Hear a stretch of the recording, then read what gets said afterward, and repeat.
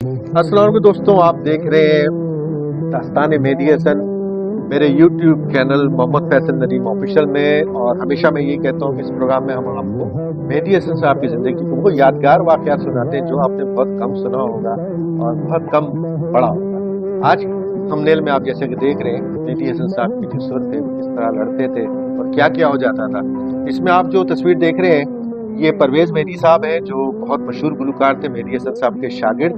और मेहदी हसन साहब, तो ये जो शागिर्द साहब थे, लाहौर में एक प्रोग्राम हो रहा था, क़याबान होटल था शायद इस तरह का नाम था, तो वहाँ पे मेहदी हसन साहब प्रोग्राम से पहले रिहर्सल कर रहे थे, परवेज़ मेहदी साहब साथ। आप वीडियो में भी देख रहे हैं परवेज़ मेहदी साहब पीछे जो है सुरमंडल लेके बैठे हुए सुरमंडल बजा रहे हैं और मेहदी हसन साहब गा रहे हैं। तो बहुत ही होनहार शागिर्द थे। खैर ये रिहर्सल कर रहे थे, प्रोग्राम से पहले जैमिंग हो रही थी, तो मेहदी हसन साहब ने एक ऐसा सुर लगाया तो जो शीशे के गिलास था वो टूट गया।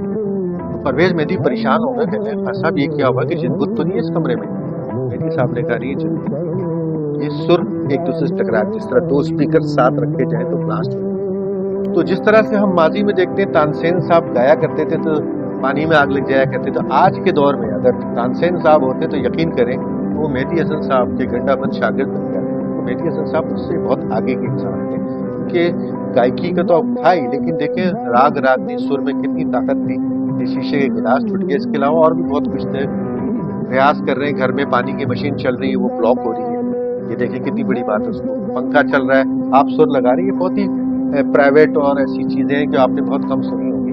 तो अगर आपको मेरे सारे वाक़यात समझ में आ रहे, पसंद आ रहे, तो मेरे चैनल को सब्सक्राइब करें और बेल आइकन को भी आप दबा दें। आपसे फिर मुलाकात होगी। Thank you. बेसाख्ता पुकार उठी अंजुमन तमाम, फन आप पर है हसरत मेहदी हसन तमाम।